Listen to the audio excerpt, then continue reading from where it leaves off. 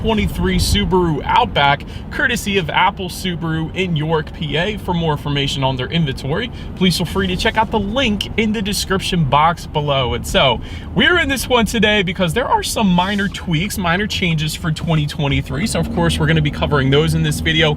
And Subaru has been known for its incredible resale value as well. So if you ever wanted to trade this one in for a new Outback down the line, you're still going to have this thing hold its value relatively well compared to the competition. So ultimately in this video, we will be testing out and going over everything about this one, from acceleration to braking, steering feel, ride quality, sound system, exhaust clip, all that fun stuff. So having said all of that, what do you guys say? Let's just go ahead and jump right into it. And as always, let's start with pricing. And so first, let me start by saying there are so many trim levels for the new 2023 Outback. I'm simply just going to list them on the screen, but essentially the base Outback is going to start at $28,395.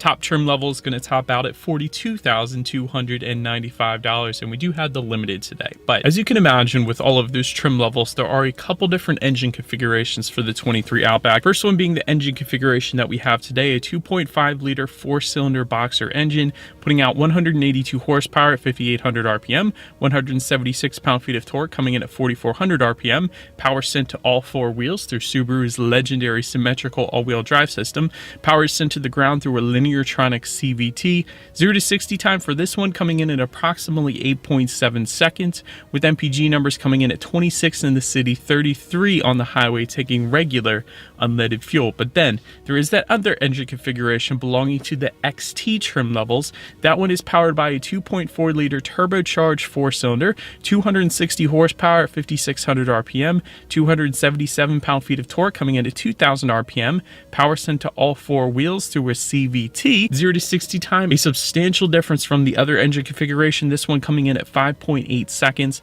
with MPG numbers coming in at 23 in the city, 30 on the highway, taking regular unleaded fuel. And so before we do any kind of fun paddle shifter or acceleration test in the Outback, wanted to mention to you guys, there's no traditional drive modes, but there is an X mode. And so essentially what that X mode does is it helps coordinate the engine, transmission, the symmetrical all-wheel drive system, and the brakes to provide the best possible traction in off-road conditions. So did want to mention that. That's going to be adjusted by using the infotainment screen. All right, and so let's go ahead and start with doing a quick little paddle shifter test. I just want to see how quickly they are going to react for us here. So to put it in kind of that full manual shift mode, all you need to do is simply slide the shifter all the way to the back and to the left.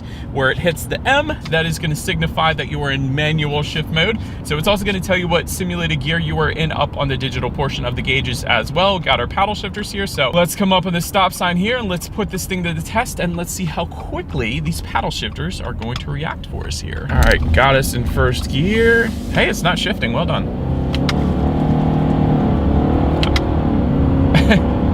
All right, so you can tell it's a CVT, obviously, and there was a little bit of a delay to the paddle shifters, but it is to be expected. I still like, though, that the paddle shifters are on the Outback, because what you can use them for is to do a little bit of engine braking. Maybe when it's snowing out, when you're going down a hill, you can simply just downshift. It's going to rev the RPMs up. It's going to actually do that engine braking, so you don't actually have to hit the brakes, and you're less likely to actually slide off the road maybe when you're going down a hill. So for that reason, I like paddle shifters on vehicles, but having said that, they're not the quickest reacting things out there. But anyways, now let's go ahead and give back full control to the Outback. I'm just going to slide the shifter back to the right, and let's see how quickly we can get this thing here up to speed. All right, in 3, 2, 1, yeah.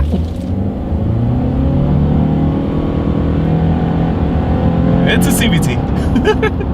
All right, it's not the quickest thing in the world. I'm just going to be honest there. So it should be enough to merge you onto the highway. Shouldn't have any issues there, and definitely something you can get used to, I'm sure, but it is not the quickest thing in the world. And CVT, it is somewhat emotionless. It feels like a CVT. Sometimes CVTs simulate automatics quite well, but not necessarily in the case of the Outback, unfortunately. But anyways, to go along with that acceleration, as always, braking is equally important. And so as expected, you will of course find 4-wheel ventilated disc brakes coming standard on the Outback. As far as that braking feel goes, it's actually really good. I love the braking feel on the Outback. That felt good. So not any dead spots in the braking. It's not a soft braking feel either. And traditionally, Subaru does do a pretty good job with their brakes. So I definitely don't mind the braking feel in the Outback whatsoever. But so then touching on suspension and handling, as expected for an off-road style vehicle like the Outback, you will find a four-wheel independent raised suspension. And so then as far as ride quality goes, it's actually been really good. I definitely like the ride quality in the Outback.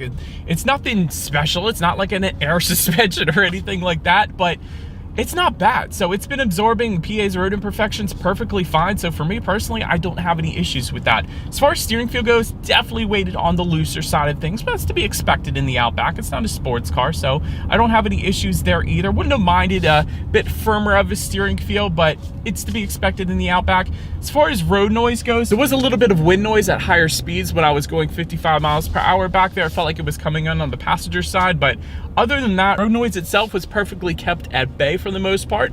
Just a little bit of wind noise, so again, no issues there. Touching on visibility, I can see perfectly fine out the back, so 100% not going to have any issues with rear visibility. I like seeing that rear window wiper back there too, so I don't know, but definitely not going to have any issues with rear visibility back there either. But that pretty much rounds out the performance segment of this review, you guys. Let's go ahead and take a look at the exterior of our brand new 2023 Subaru Outback. And so here she is, you guys, the new 2023 Subaru Outback. As always, let's go ahead and start with where this one is made. And so taking a look at the VIN, first character of the VIN is the number 4. So that does indicate that the Outback is built here in the US, at least for US customers. As far as the exterior color on our particular Outback goes, it is going to be finished in autumn green, in case you were curious of that name. But as always, let's go ahead and start up front. There is a refreshed front fascia for 2023, so I wanted to start by mentioning that. As far as ground clearance numbers go, that comes in at 8.7 inches, in case you were curious, which is slightly more than the average. I would say usually you're looking at around 8 inches or a little bit less than that, so I do like that. LED steering responsive headlights to the sides there. I love that. So essentially what that means is when you're going around the bend at night, those headlights are going to swivel based on the direction of your steering angle, better help illuminating what is around that bend, so you're less likely to hit a deer or a possum or whatever the case. So I do love that. LED daytime running lights coming with them. Automatic feature as well to those headlights. Automatic high beams as well. So if you have your high beams on at night and it senses a vehicle coming in the opposite direction, it's going to automatically dim them back to low beams. And when that vehicle is gone, it's going to automatically bounce it then back up to high beams. So love that. LED fog lights coming standard for all trim levels as well. And then down below, you will find some silver accenting found on that front lip then. But then making our way to the side, raised roof rails are going to come standard on all trim levels. Rear privacy glass coming standard as well. You got some chrome window surrounds coming standard. I love the Outback lettering spelled out on the side skirts. I think that's a very nice touch that Subaru did there. Black folding side mirrors for the base trim level. Crystal black silica finish with integrated turret signals, essentially for all other trim levels but the Touring, because that Touring trim level is going to give you a satin chrome finish then to the side mirrors. But so then taking a look at the wheel configuration, 17 by 7 inch aluminum alloys coming with the base, premium, and wilderness trim levels, and then 18 by 7 inch aluminum alloys, essentially coming with all of the other trim levels found on the Outback. But then making our way to the back of this one, rear spoiler with an integrated brake light coming standard. Just below that, rear window wiper. You do have those C-shaped LED taillights, which I love the design, love the brightness back there, so big fan of that. Once again, you got some silver accenting found at the bottom portion of that rear bumper to kind of match in with the front. And just below it all, I do believe you guys know what we have to do next. As always, here is that exhaust clip.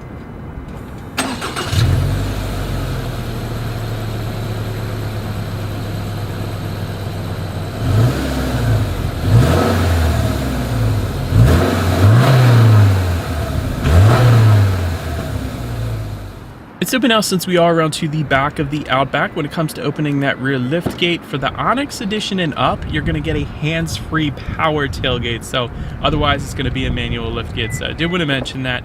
Cargo capacity, once opened up, comes in at 32.6 cubic feet. If that was not enough space, there is a 60-40 split, meaning the rear seats do fold down, bumping that up to 75.6 cubic feet. That's actually quite impressive.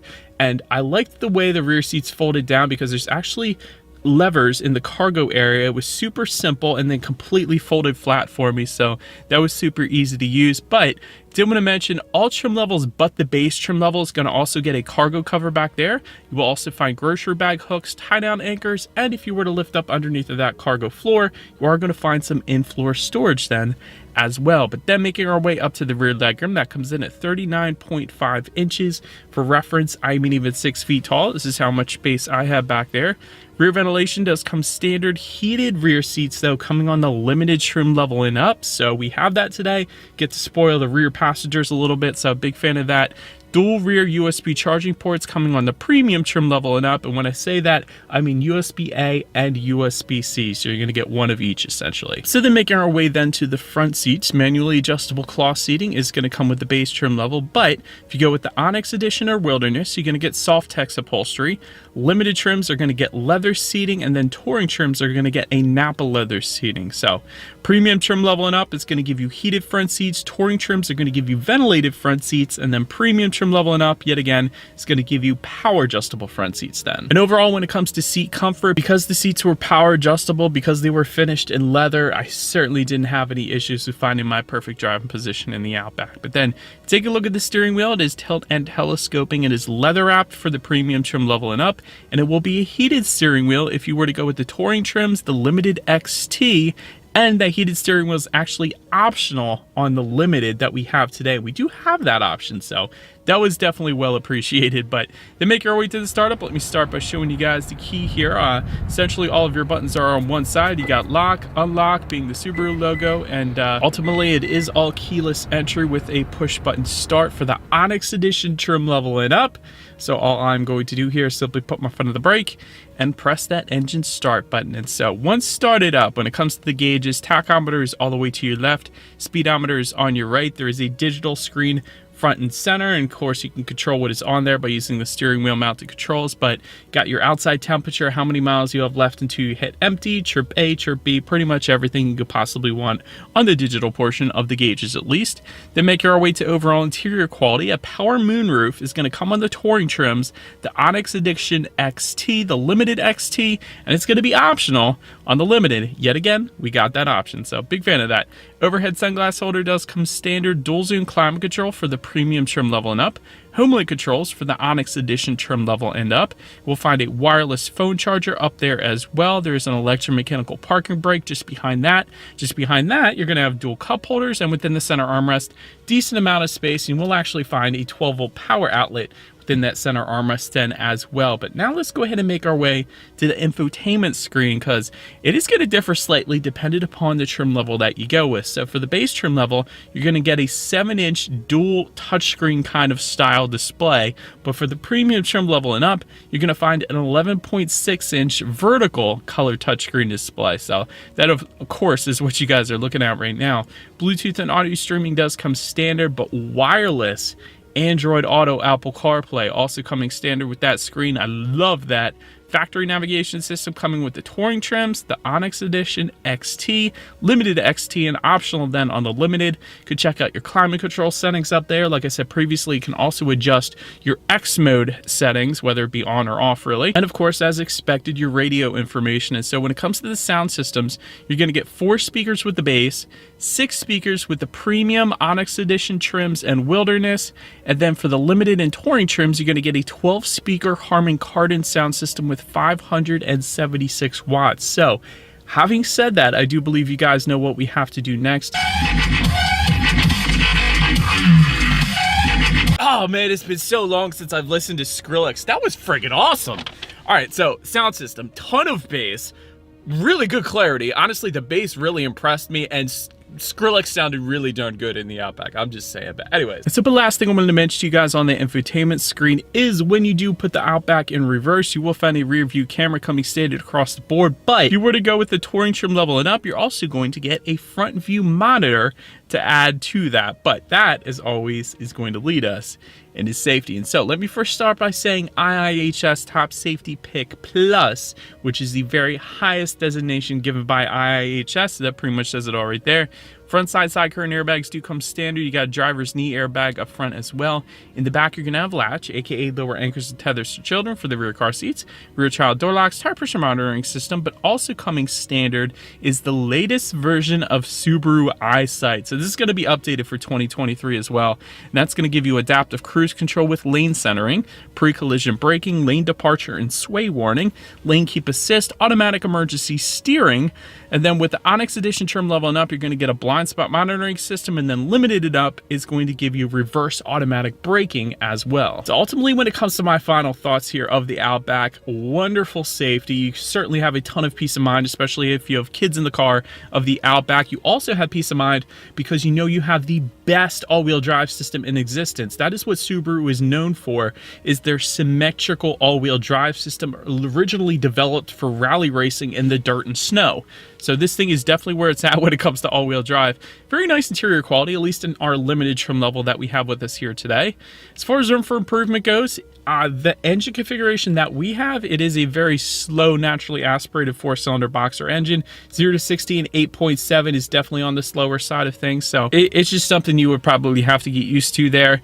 You do have some somewhat boring gauges, kind of a boring design. If they switched up the design, that would be fine, or if they put a digital gauge cluster, that seems to be the trend on what other manufacturers are doing right now, that would be great as well. And the other thing I would add to this is, I feel like I always say this on a lot of brands, but ambient LED lighting, multicolor ambient LED lighting, I think would look pretty darn good in this thing as well. And so, but that is about it for this one, you guys. Thank you.